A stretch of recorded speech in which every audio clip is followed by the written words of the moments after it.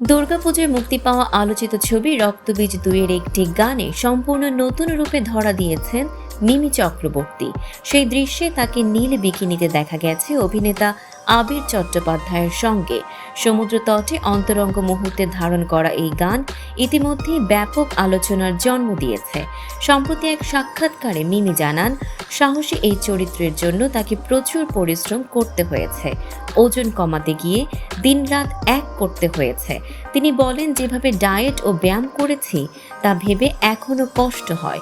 তবে শিবুদার একটাই কথা আমাকে বিকিনি পরার সিদ্ধান্তে রাজি করিয়ে দেয়। তিনি আরও জানান, এর জন্য আমি কোনো সাপ্লিমেন্ট বা ইনজেকশন ব্যবহার করিনি।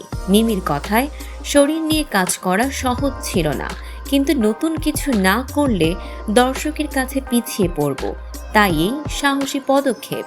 পারিবারিক দিক থেকেও বাধার মুখে পড়েছিলেন অভিনেত্রী।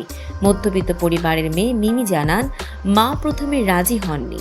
আমি তাকে বোঝাই যে এটা আমার কাজের অংশ এবং দর্শকদের নতুন অভিজ্ঞতা দেওয়ার জন্য জরুরি। গানের দৃশ্যে দেখা যায় নির্জন সমুদ্রের ধারে হাতে পানীয় নিয়ে আবির মিমির রোম্যান্টিক মুহূর্ত। শুধু মিমিই নন, এই গানটির জন্য নায়ক আবিরকেও শরীরচর্চা করে কিছুটা ওজন কমাতে হয়েছে। পরিচালক নন্দিতা রায় ও শিবপ্রসাদ মুখোপাধ্যায়ের এই সাহসী প্রয়াসের প্রশংসা করেছেন সঙ্গীত পরিচালক অনুপম রায়। তিনি বলেন, বাংলা ছবির গানে এমন উত্তেজনা সচরাচর দেখা যায় না। নন্দিতা শিবপ্রসাদ ছাড়া আর কেউ হয়তো এমনটা করার সাহস দেখাতেন না। মিমি আবিরের এই নতুন কেমিস্ট্রি দর্শকদের কতটা টানতে পারে তা সময়ই বলে দেবে।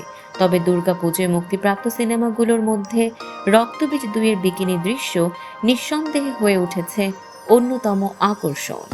দর্শক, এমনই সব চমকপ্রদ খবর পেতে ফলো করুন আমাদের ফেসবুক পেজ CB24 TV এবং সাবস্ক্রাইব করুন YouTube channel CB24 TV official.